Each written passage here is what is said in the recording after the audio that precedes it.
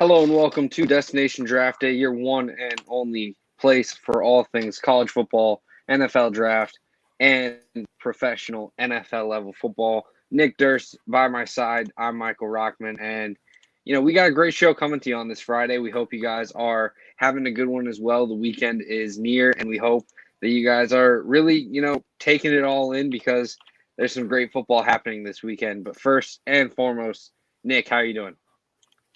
Michael, I'm doing well. This might be the last show this season where I can say my Rutgers Scarlet Knights are undefeated.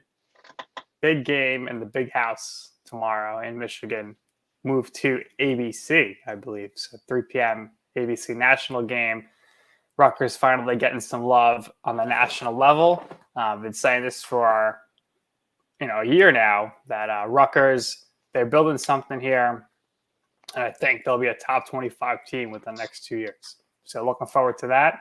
And then when it comes to the NFL, I'm hoping my team could win. The Giants playing the Falcons. But I'm really looking forward, and we'll get to later, to the Buccaneers and the Rams. Going to be a great game. Yeah, absolutely. There are some huge games this weekend. But to start off the NFL week, Panthers and Texans last night. The Panthers obviously controlled things pretty easily. Sam Darnold looked good. Davis Mills had a pretty solid game as well. Both sides, have some reason for confidence going forward. I think the Texans are overachieving compared to what the expectation was. Maybe not record-wise as much as just performance-wise, but still, some bright spots on this Houston Texans team. But for the Carolina Panthers, the most notable thing is Sam Darnold's success and Christian McCaffrey's injury. What do you think this injury is going to really result in for the Panthers? And also, cornerback J.C. Horn, who has been a stud so far, is potentially out for the season with some fractures in his foot. Yeah, Panthers, they're going to play the Cowboys next week. Cowboys, we know, are going to put up points that they got. The Eagles, who seem to be a team that could score as well, followed by the Bucs. So the next 2 weeks, winnable games without McCaffrey, but it wouldn't be easy. But, going into week 6, week 6 are the Vikings. So, again, it's the same. These teams are going to score, so they're going to have to keep pace to score. Because I don't think the Panthers' defense is this amazing defense. But, without McCaffrey, it's tough. Look at them last year. But you and I both said Rule's an excellent coach. Panthers 3-0 here. And last night they lose their guys, they still win. Everyone's really getting the Sam Darnold train now. I'm not.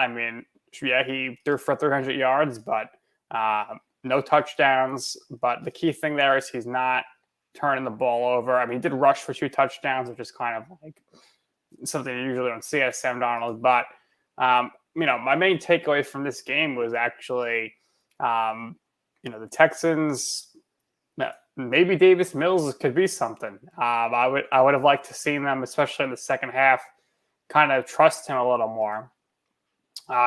Pretty solid completion percentage, 19 of 28. He had the touchdown. I think you're right, though. The Texans are kind of overachieving at this point. But I like that. I was good. I was happy to finally see Davis Mills on the field. Yeah, obviously, wishing the best for Tyrod. It's going to be great to see him get back and healthy just because he was doing so well. But it is nice to get to see Davis Mills, see what he's about, especially for a team like the Texans where the belief is, this offseason, it's all about QB, getting that guy that's the future of the franchise. If you can find that right away in Davis Mills and not have to address the quarterback position, especially in a year like this year where there's not really a clear top guy just yet, then I think that would be an absolute great thing for any football club, especially the Texans. And on your point of Sam Darnold, I think really he's done well. He's definitely elevated his play. But I think what's important to acknowledge is that this guy hasn't become one of the league's elite or anything. I think, his play from Sam Darnold, the Jet, has almost elevated to similar to like Jared Goff on the Rams, where, this guy wasn't a top 10, maybe not even top 15 quarterback, but he was still getting the job done. And I think Sam Darnold started doing that now. We could see further down the line where, the Panthers have positioned themselves so well and they say, look, Darnold doesn't get it done for us. But I think right now, because of the situation that the Panthers have put Darnold in, And because of the situations he's been in the past, we could see him continue to rise up in the ranks and really play better. But right now, he's not entirely made that transition to where he's just this franchise QB and going to play this 20-year career for the Panthers. The jury's still. They have the whole year. They should take the whole year, but maybe that means there's some hope for Zach Wilson when the Jets trade him in 3 years when they draft their franchise quarterback. Absolutely. So, we have some great college football games coming up this weekend, some great opportunities for many teams to really establish themselves. And we're going to talk about that and some draft prospects to keep an eye on in these games. First and foremost, we're going to talk about Wisconsin versus Notre Dame, and this is going to be a big one. Wisconsin, obviously, maybe not off to the hottest of starts, 1-1 on the season after losing in what was not really expected to Penn State first game of the season. And now this is going to be quite the interesting matchup. Notre Dame has had their struggles over the season, tight games against Toledo and Florida State. Controlled it a little bit against Purdue, but even that one was a little bit closer than they probably wanted. For the players to watch in this one, I think Jack Cohn is going to be a big one to watch. Going against his former team, you want to see what happens with this chip on his shoulder. Can he really put up a big game, put the Fighting Irish on his back? Obviously the ball is going to be in Kyron Williams' hands. We talked about him last week and how he's going to be a stud, and he was.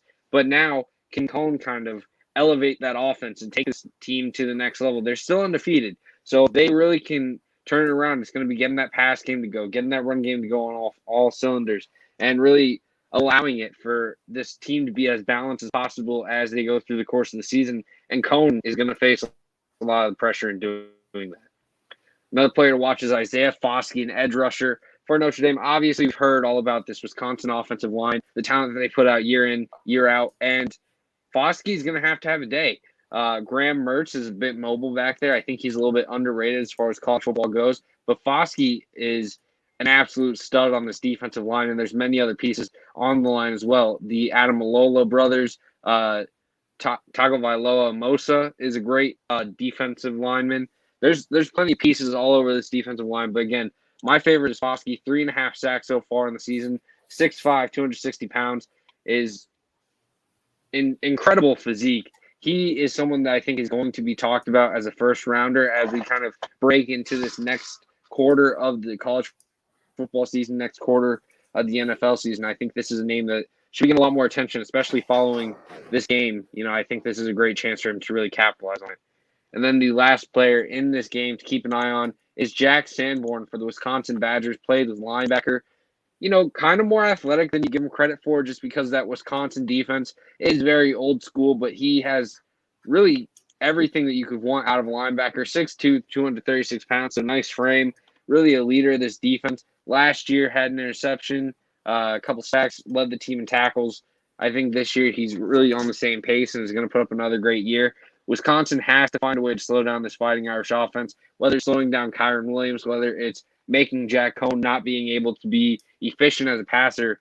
Sanborn's going to be a big part of that as the leader of this defense. And if he can do that, then the Badgers could find a way to pull off this upset and really get back on track in Big Ten.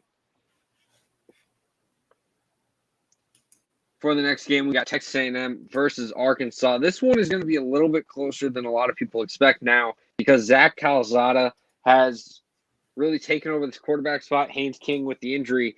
And, this offense hasn't really gotten going yet. So for the Aggies, can they slow down what has been an incredible start for the Arkansas Razorbacks? Obviously, with phenomenal play from KJ Jefferson, with dominance in the run game from all their pieces, Traylon Smith, Rocket Watts.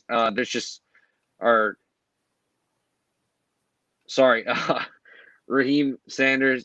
They have so many pieces. It's so much all over this offense that really can make plays. The player I'm watching most is Traylon Burks, though. Can he put up this big game? He had a great game against Georgia Southern, first time breaking 100 yards over the course of the season. But now I want to see, can he continue to do that in these big-time moments? Texas A&M has a pretty tall secondary, and I think Traylon Burks, with his size, that's his big differentiator, right? Can he really capitalize on these bigger corners because of his excellent frame, thickness in this frame? to really win his matchup and be the go-to guy in this offense? And if so, we could be talking about Treylon Burks as one of the top wide receivers in this draft class come draft day. Myron Cunningham is another guy that's going to have a lot of pressure. Very well-regarded offensive tackle for the Arkansas Razorbacks. We talked about Stromberg back when we were talking about the Arkansas versus Texas game. Obviously, he'll have his work cut out for him too, but I think Cunningham is the one that has the most to prove in this one. Going against DeMarvin Leal, I think this is going to be a huge game for both sides. Leal probably going to be a top half of the first round type guy. Cunningham, with a strong performance here, could be looked at as a second, third round type pick. But if he struggles, we could be talking about him day 3, maybe later. So we'll see what happens, but I think this is a big game for Arkansas to really kind of establish themselves as a legitimate team this year. Obviously, for many, they kind of already answered that with their dominance of Texas. But they play Texas A&M this week. They play Georgia next week. They play Ole Miss and Auburn the next 2 weeks after that. This is going to be a very tough stretch for Sam Pittman and company. But the Razorbacks have really stepped up to the challenge so far this season. If they can come away with a victory here, then they're sitting at 4-0, going against Georgia. Let's say they lose that one. They really are still in a good spot to potentially beat Ole Miss, potentially beat Auburn. Really, the only game that I see as a very likely loss is that Alabama game at the end of the year. So, this was a team that the expectations was set at, let's try to get into a bowl game, 5-7, 6-6, 7-5. The Razorbacks inside the facility did not seem to have that mindset at all. And now, if they can really come away with a win against Texas A&M, we could be looking at this team as 10-2, 9-3. And for Sam Pittman and company, that is a huge overachievement and just a phenomenal way to turn around this program in such a quick time. For Texas A&M, obviously the pressure is on as well because they need to really capitalize on the roster that they have. Jimbo Fisher has done a phenomenal job, but now with Haynes King out, this quarterback position has sort of stalled this team and really had a lot of people give a little bit of doubt into their chances at success. A team like Arkansas, obviously off to a great start, but isn't unbeatable at all. This is going to be a major game for Texas A&M to still prove, yeah, we lost our quarterback, but we are still one of the best teams in this country, and we are going to be able to get it done. This game's at 2:30. Don't miss it because I think it's going to be one of the best games of the year that really kind of gets overlooked just because they aren't maybe the powerhouse top 2 teams in the country or something like that. But definitely make sure 2:30, 3:30 Eastern time, you're keeping an eye out on this game because it's going to be a fun one. And for the last one to keep an eye on was our West Virginia versus Oklahoma. The Sooners have sort of been a disappointing undefeated type of team. 5-point win against Tulane. Then they go and smack up on Western Carolina. Then they only beat Nebraska by 7 points. Spencer Rattler has had turnover issues all season. Really kind of fell down in terms of just his overall performance. And I'm sorry about the bottom line here. These pictures are not updated. So that is not Spencer Rattler, Letty Brown, Perrian Winfrey. These aren't those guys. So apologies to them and to all viewing on the stream here. But, Spencer Rattler has a huge game in store for him against West Virginia because this is really how you kind of get back into that talk of being the consensus number 1 QB is a strong performance, putting yourself up against these top teams. And I think West Virginia is one of the more underrated top teams in the country. And this is how you do it. You got to beat them. You got to do it in a dominant fashion. Oklahoma doesn't have an easy road ahead. They play West Virginia, then they play Kansas State, who will likely have Skylar Thompson back, who upset them last year. And then you play Texas after that, which, I mean, even if you think Texas is a little bit dropped off from maybe what the expectations were, they're going to come at Oklahoma with full force. So this is going to be a tough 3-game stretch, and you need to get going right now against West Virginia, or else you're going to blow one of these games, and it's not going to be pretty for the Sooners, who are trying to not only make playoffs, but be a championship contender. Yeah, and if they end up being able to get in the SEC to start next season, Michael, then this could potentially be their very last chance to win a championship.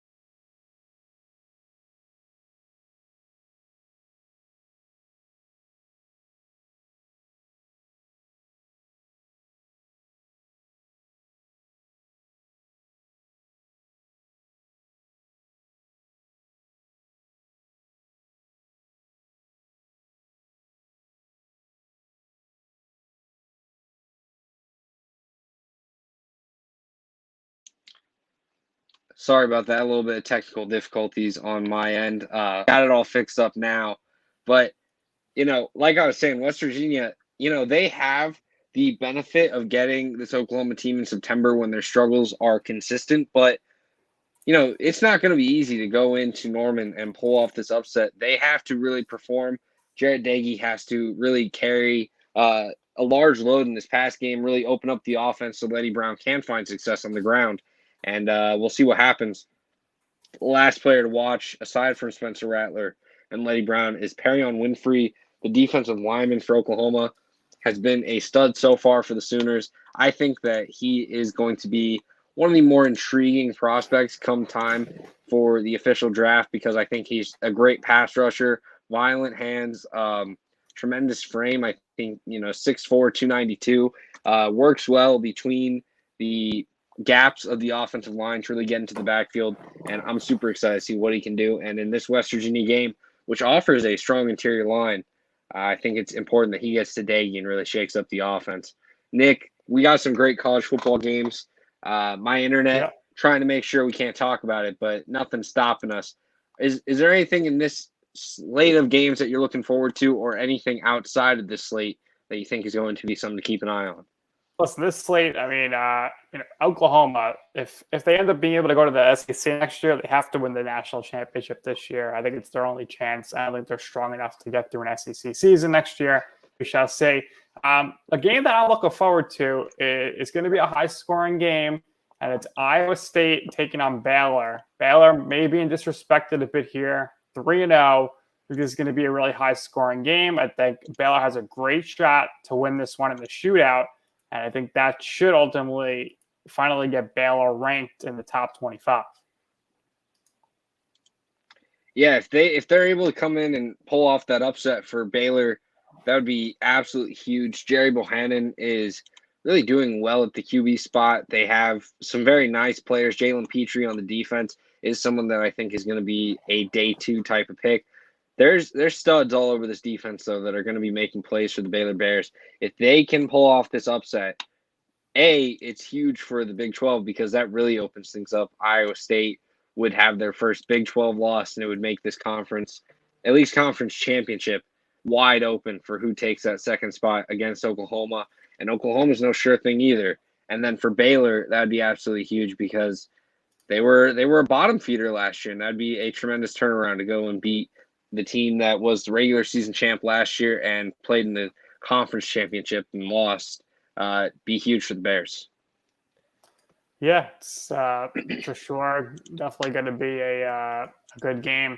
Other than that, as far as just games are concerned here, I think the only other game that I think could be pretty interesting would probably be, I'm interested to see if NC State can hang with Clemson at all. NC State 2-1, Clemson, of course, 2-1 as well. And then I want to see if UCLA can bounce back this week as they take on Stanford. Yeah, 2 very big games. Stanford obviously getting the upset victory over USC just this past, 2 weekends ago. Huge opportunity, huge test for both teams. Can Stanford prove to be legit and beat UCLA? Or can UCLA really prove that the Fresno State loss was a fluke and kind of get on track as they go into the Pac-12 schedule? 2 very talented teams, going to be a good one. There's plenty of opportunity this weekend. Obviously, Rutgers, Michigan, like Nick was talking about at the beginning of the episode, should be a fun one. Is Michigan legit? Can they get to 4-0 and really have just as much an opportunity to step into this Big Ten that seems wide open and really start to kind of establish themselves as a potential contender in the conference? So huge opportunities all around college football this weekend. Make sure you keep an eye out for it. I know I'll be glued to the screen, and we'll definitely be talking to you about it on Monday because there's plenty of just cause and effect that we'll have to discuss. Yeah, and I wonder, both for Michigan and Michigan State here, if they both win this weekend, how much are they going to move up in the rankings? Because to me, I mean, it's kind of head-scratching if they win these games to have them so much behind Ohio State, who has a loss. I don't think last year or the year before should be anything. And Michigan State, they come in here. If they beat Nebraska, I mean, that's a quality win. Rutgers is not on the same level as these teams, but they're an undefeated team right now. So you got to kind of take that into account, I would think. Even if I would assume the Ohio State Buckeyes are going to beat up on the Zips and win by like 50-plus points, I think you got to show a little more respect to Michigan and Michigan State. Yeah, and it will be extremely interesting to see if we get to October 30th with both Michigan and Michigan State undefeated. Obviously, won't be easy. They have some tests on their schedule, but could be very interesting for two programs that kind of fell off for a little bit there, now seeming to be turned around and heading on their way back up. Yeah, and, we'll go back to your first game you mentioned here because Notre Dame hasn't looked great this year, but they are undefeated, so this is another resume-building win for them here if they're able to pull this one off. And, I'll say it every week until they lose. I don't see a scenario where if Notre Dame goes undefeated, they're not in the college football playoff. With the chaos happening this year, I think any undefeated team could very easily get in, even if it's at the G5 level with a team like Cincinnati. With the way that the season has been going, it wouldn't shock me if this is the year that it potentially happens. But still a long way to go. A lot of teams can turn things around. Some of these teams like Oklahoma, where they've had their struggles, they are still very much undefeated and in play for the playoffs. So definitely still a lot of ways to go, but we're definitely excited to see what's going to happen. Now, from the college football scene to the NFL scene, we have some more great weeks. First, before we dive into talking about every game, I think one of the more important things to talk about is Justin Fields getting his first career start going against the Cleveland Browns. Huge opportunity for a young rookie quarterback to really kind of take the reins of a very good team. The Bears, obviously a playoff team last year, spent a lot of time hoping on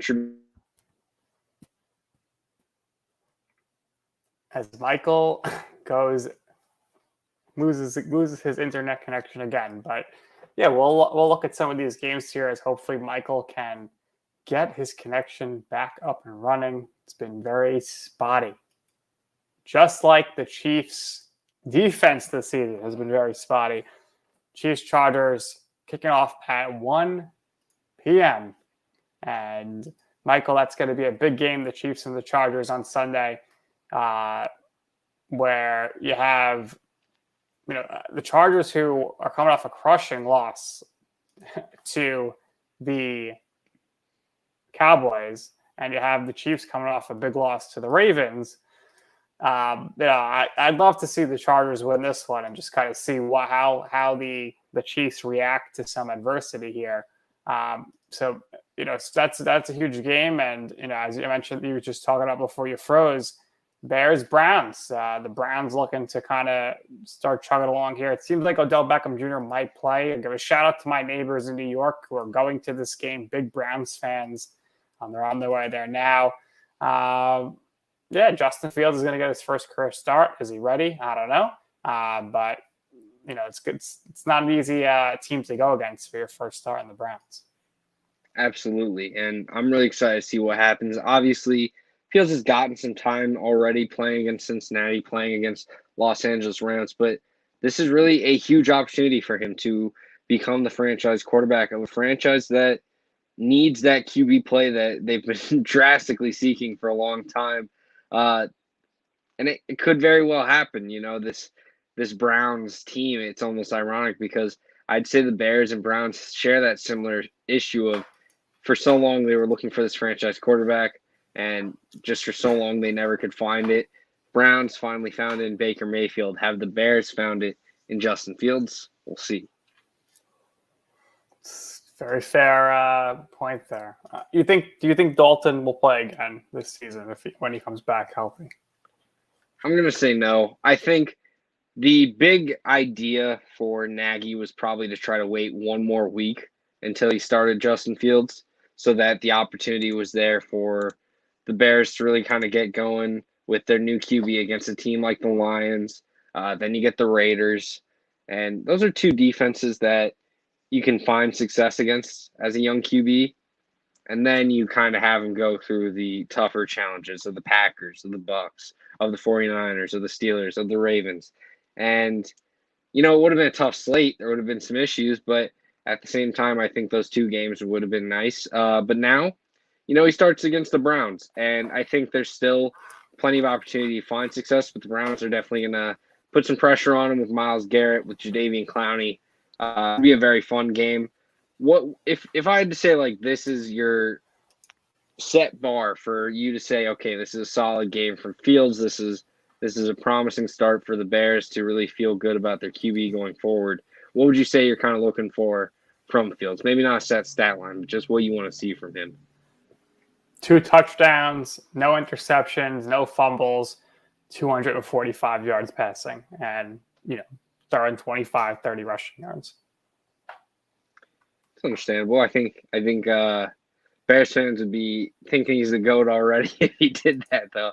They would be going crazy. I'll give him a turnover. I think Fields is going to throw, a pick or 2 in this game. I really do. He's going to be pressing. Now, if he has like a Zach Wilson-like performance last week and throws 4 interceptions and Dalton's ready to go next week, maybe Nagy's like, all right, I'm coaching for my job here, so I got to go back to Dalton, and maybe I'll bring Fields back after the Packers game. So we'll see. It all depends on when Dalton's going to be healthy, though. Yeah, absolutely. And I think the opportunity's there for Fields. The opportunity's there for the Bears. Whether or not I'm taking the upset here, I don't know. But I think it'll be a good game, and I'm excited to see what Justin Fields' career is in the NFL because, as you know, I was very high on him, and I'm a huge fan of his play. All right, another game to look at. Colts Titans. 2 teams favored in the division always. Titans get a big win last week versus Seattle. The Colts lose at home as Wentz got hurt at the end. So maybe we'll see Jacob Eason getting a start. I'm not sure. But the game was in Tennessee, so I would lean Tennessee here. I'd favor them, and the Colts are going to be staring at an 0-3 start, something they did not think was going to be even close to reality this season.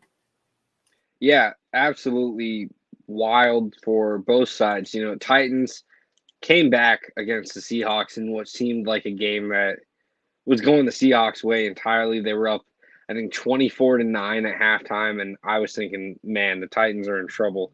And they came back. They put up some great performances. Derrick Henry obviously just carried everyone on his shoulders to the end zone every time he got the ball. Terrible to go against in fantasy, but, a wonder to watch. For the Titans, this is a great opportunity to really kind of shove yourself into first place in this division and kind of establish yourself as the leader where everyone else is so far behind. Obviously, they're already in first place with the Texans losing yesterday. But, if you get the Colts to 0-3, Jaguars 0-2, maybe 1-2 if they pull off this upset against the Broncos, still no one's 2-1. And you kind of have that distance that feels a lot bigger than just a 1-win type of lead in that division with the struggles that the other teams have shown. I think the Colts are the Titans' biggest competition, and they need this win drastically. But at the same side, or on the same issue, the Titans need this win, and they need to kind of establish themselves as a legitimate team in the NFL because in their mind, they want to contend, and they have to really take advantage of situations like this where they're going against a tough team, but they control it because they are considered the better team and they showcase that. So both teams up for a big test with a major answer for a week 3 game, but I'm excited to see what happens. I think I'm taking the Titans, though, in probably a 31-21 game. Fair enough. All right. Now, we do have a comment for you for fantasy. Miles wants to know, do you drop Rojo for Trey Sermon? Neither of us really like Trey Sermon, but what do you think, Michael?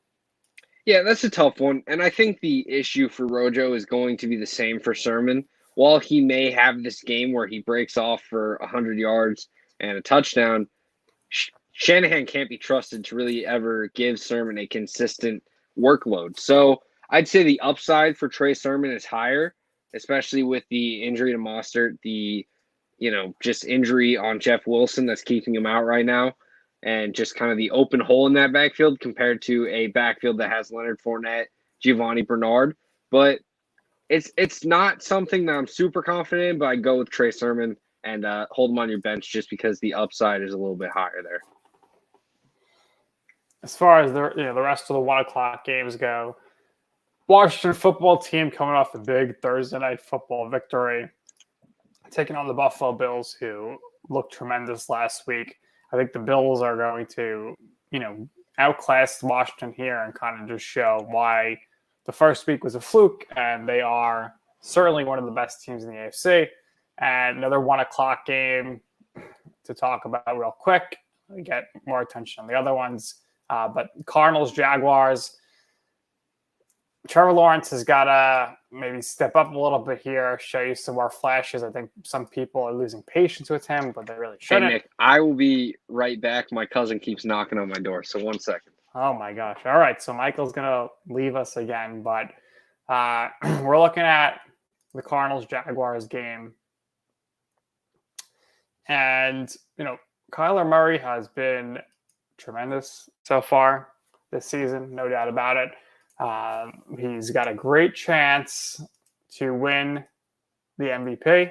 I think it'll either be him or Tom Brady. Murray's going to have a lot of touchdowns running and passing. And he's helped big time by DeAndre Hopkins. DeAndre Hopkins, though, is a game-time decision here in this one. What are you looking to see in this game here from specifically Trevor Lawrence, and what do you think about Murray so far?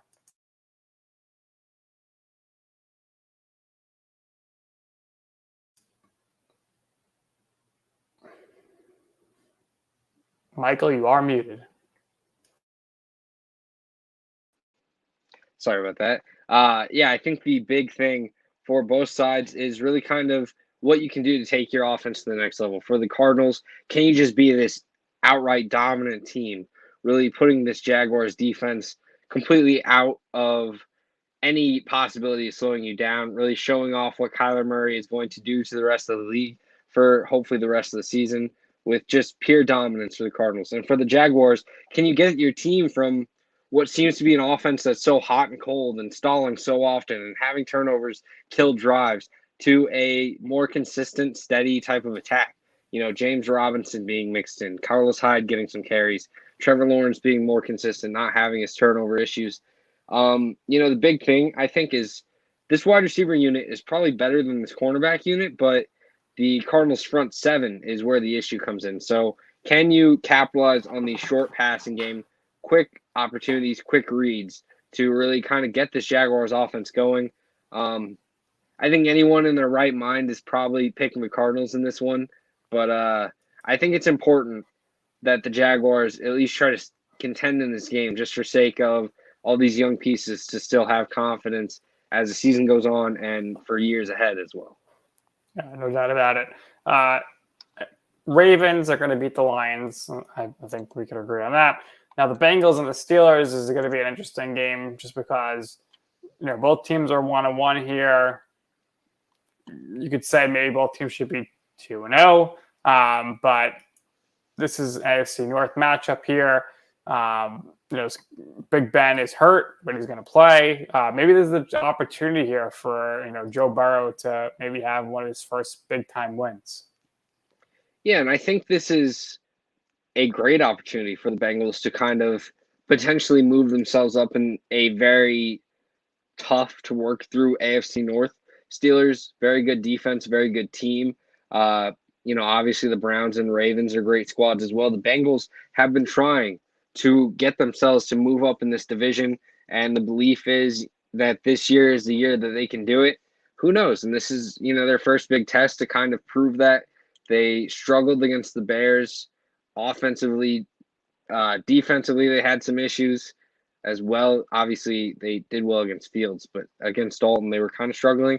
And the offense got going against the Vikings, and I think they need to be able to kind of do that again against the Steelers, but it's a much tougher task, and it's hard to believe in the Bengals. And it's sad to say because I really like Joe Burrow.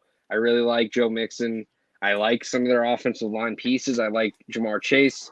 And I think the defense has some nice pieces, but it's tough to think that this offense is just going to get going against the Steelers defense. And I think the Steelers offense can do enough against this Bengals defense to where the Steelers come away with this one. But I am rooting for the Bengals in that one. All right, now to our team segment here. So Jameis Winston kind of returned to form last week. He's taken on, him and his Saints are going to Foxborough to take on the Patriots. Obviously, Patriots fans are looking ahead till next week's game versus the Bucks, but how do you see this game playing out here for the Saints and Patriots? Yeah, I think this is a huge game for both sides. For the Saints, you want to kind of get things back on track for your offense and really sort of get the confidence back with Winston. But at the same time, for the Patriots, you want to be able to go against a tough defense, a tough offense, and control it. And I mean, personally, I would probably lean Saints here, but I think it's very much up in the air. If the Patriots can really kind of get that ground game going, then I think the opportunity is there. But I think that's what the Saints do best is slow down the run.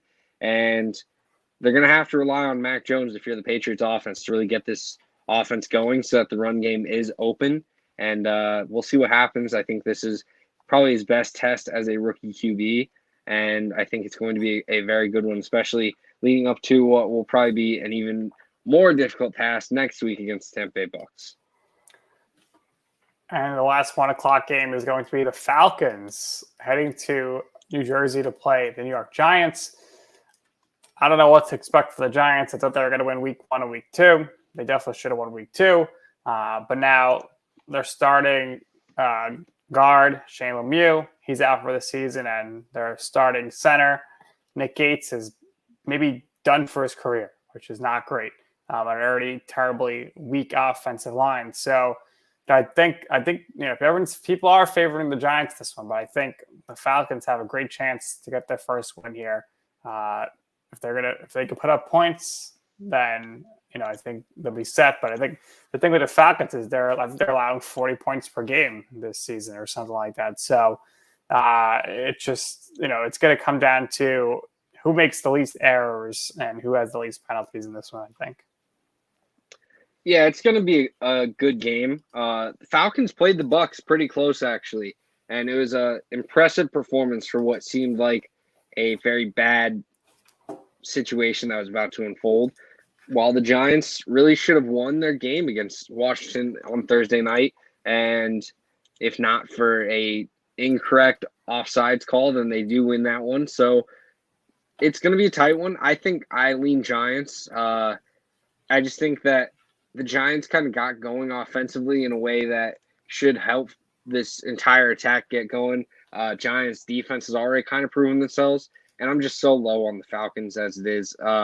Don't love the offensive line. Defense doesn't really seem to have a lot of solid set in stone pieces for the long term. And for that reason, I think the Giants are going to get going. And I think Barkley probably gets his role extended a little bit even more.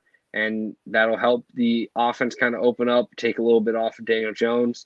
And I just truly think that this is a rough Falcons team. I hate to say it because I think Matt Ryan should go out a little bit better than this, but the team is just not there at all. And I have a hard time taking them in any matchup because it's rough. Yeah, it's interesting to see if the Giants offense keeps rolling. Obviously, at the end of the game, you saw Kenny Galladay screaming at Daniel Jones, and then Kenny Galladay said, "Oh, I was just mad at Jason Garrett." Either way, it's not great. It's not a great situation there. And speaking of not great situations, you got the Jets taking on Denver. Denver, they're going to be 3-0, Michael. I mean, there's really not much more to say. Jets going on the road here. I give them no shot to win this game. Yeah, I think the big thing, if you're the Jets, is trying to really kind of slow down this offense to where it's a grudge match of can the defense on the Denver side hold down the Jets. And I think there's a possibility that, you can get a little bit going with Corey Davis, maybe get the run game going a little bit better. But ultimately, feels like this one should be the Broncos game. But I'll say this is a good chance for Saleh to kind of keep it close and establish himself as a coach that is going to get this team to overachieve. And if they can keep this one close, keep the Broncos offense kind of hemmed in a little bit, then I think that's a nice sign for the Jets, at least moving forward. Yeah, for sure. That's what you want to see if you're a fan there. All right, so 4 o'clock, we got some really good games. Dolphins, Raiders, Jacoby Brissett. He's going to be getting the start. He is good. He's a good quality backup here, but we'll see if the game plan changes a lot. The Raiders, they showed last week they are legit. They're 2-0. This game is in Las Vegas, and there's another team here where you're looking at the AFC West, and you're like, wow, they're going to be 3-0. The Raiders and the Broncos are going to be tied for first place after this week. Who would have who thought that would be coming? Who's seen that coming? And either the Chargers or the Chiefs are going to be in last place. Yeah, it's wild to see. I didn't expect it. I thought the Broncos were a team that would overachieve, but I didn't think that they would be, leading the division with the Raiders. So definitely a shocking start to the season, and we'll see what happens if they can keep it up. I think Dolphins, Raiders are two very good teams that should match up pretty well. Can Jacoby Brissett get this offense going to where they can hold up with what seems to be a pretty impressive Raiders offense? Derek Carr, obviously the main star of it. 26 points against the Steelers defense is no easy task. 33 against the Ravens. Very impressive start so far, and I'm really excited to see what they can do in week 3 against another very good defense.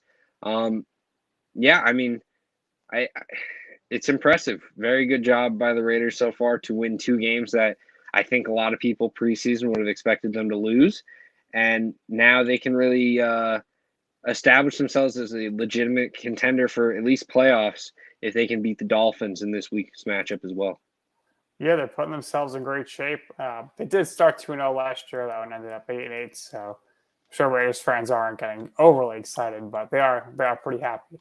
All right, Seahawks and Vikings. Vikings, we both thought they were a good team. Just running into some bad luck. You could argue they should have won their games. Seattle's coming to Minnesota. Kirk Cousins has been really good this season. Games in Minnesota, I think I'm going to go with the Vikings in this one. 2 straight losses for Seattle here. It's going to be a tight one. I think that the Vikings, it's so hard to say because I think in a vacuum, I'd probably take the Seahawks here.